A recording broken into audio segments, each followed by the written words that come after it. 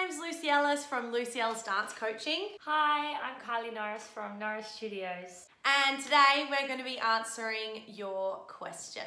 Ballerina Eden asked, what would you consider doing for stretching and strengthening every day? My favourite stretches to do at home are always using stretches of the hamstrings, stretches of the quads, and your middle split stretches. Consistency is key. Doing a little bit each day rather than trying to do an insane amount in one go. And what you lengthen, you must strengthen, so make sure that you're doing good conditioning exercises to balance out the flexibility. I really like to get my students to skip because I think it's an all-round exercise. It really targets your fitness, which is super important for dance. It also works your core and posture as well, holding your shape and supporting yourself while you work through the exercise, and also strengthening all your muscles, particularly your feet, to give you good articulation through your feet when you're jumping off the floor. Skipping is my go-to exercise. Go-to conditioning 101. So doing little bits every day or every second day rather than just one big gung-ho stretch. Annika.dance asked, why do you love to teach?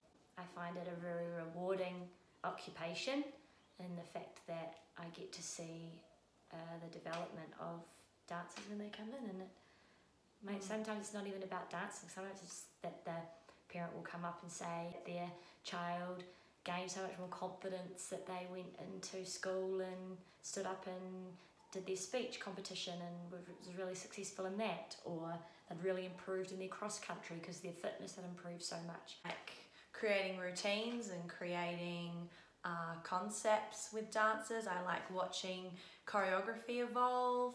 On a coaching level, I really love watching a dancer succeed in their goals and things that they'd set out to do. Being able to go back through videos and go, oh my gosh, a term ago you couldn't even do that, and now look where you're at, and that's cool. Yeah. So I think as a teacher, invested in your students, and your students are invested in you, and you have a lot of growth together. What is your favourite style of dance?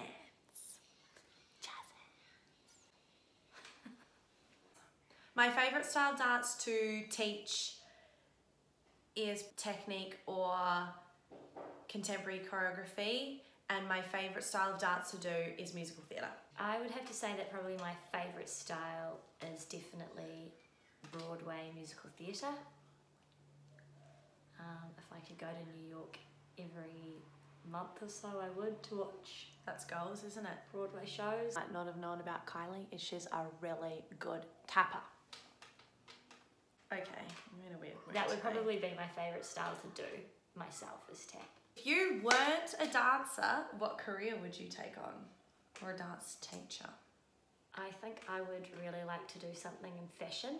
I think fashion and styling and designing has always been something that I'm quite interested in. Explore that outlet with my costume designing, but definitely if I wasn't a dance teacher, I would probably go back and do that. My mum's a dressmaker by trade, and she's an incredible costume. Runs in the family. Yes. I really enjoy graphic design and creating like logos and computer images for businesses. Use a computer to make art. Art. Came to work. I'm here to work. 9 to 5. I am a professional. What do you like doing in privates? Teaching solos or teaching technique? Solos. Actually, it depends.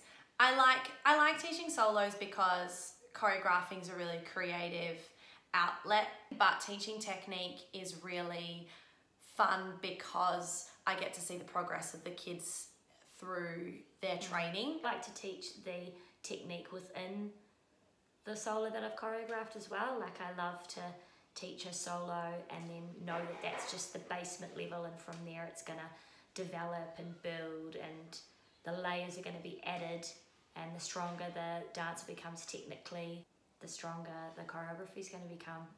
Both. I think is the answer there. I get my flexibility back on my side leaps. You know what, we're actually on this channel going to do a whole lot of tutorials. That's something that's in the pipeline, so I just spilled the beans there. We start off with a beginner flexibility tutorial on how to get square splits for your junior dancers. What some amazing stretches to improve your flexibility, and again, this will come in our tutorials, but I do have my skills practice guide, which is available online at this address here. This address.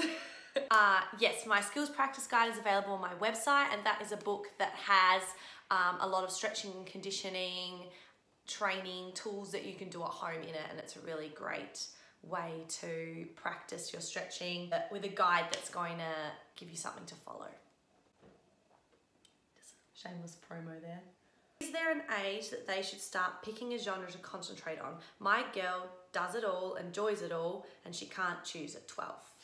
We are spoiled for choice. I think that it's amazing that the kids have so many different opportunities and so many styles that they can choose from, way more than I ever did.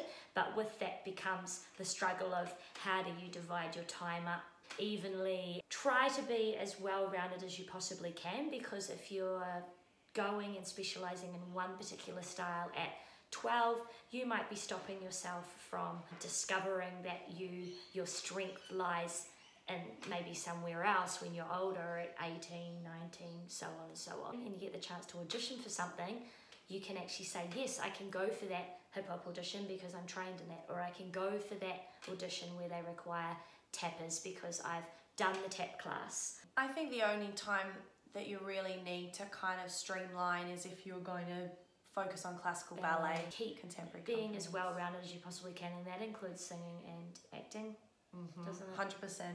100%. You dancers need to be singing. Dancers need to be singing. You need to be able to sing a song and hold a tune. You need to be able to stand there and sing a verse and a chorus of a song. How can I encourage my child to be inspired by others rather than be discouraged because they aren't at the same level yet?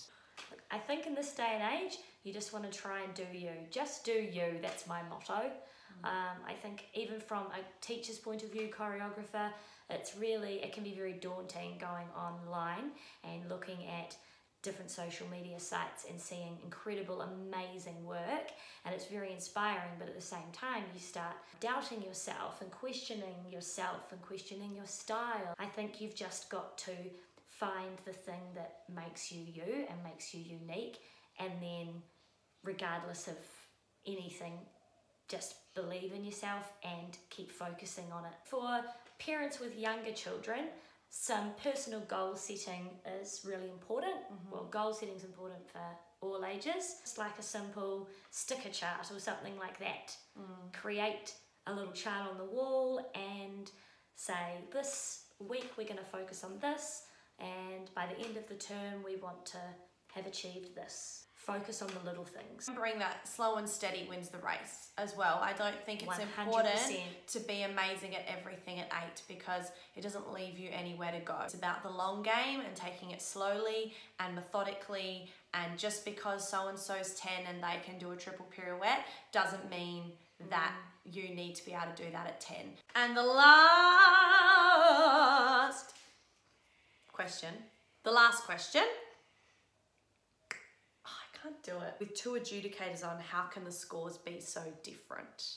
I think what you have to remember about dance comps is, dance comps as you would say, dance comps are... Dance is so subjective. People, it's one person's opinion. Totally. Or 2 people's opinion. Kylie and I have it all the time. We go to workshops and I go, oh, I loved that girl when she came down the room doing that. And Kylie's like, oh, really? I loved that girl over there doing that. And I was like, oh, I didn't even see that girl.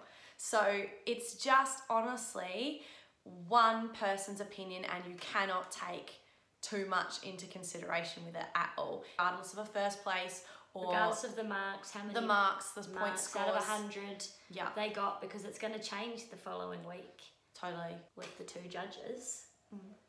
I think that's almost a good thing, because it means that they're looking for 2 completely different things.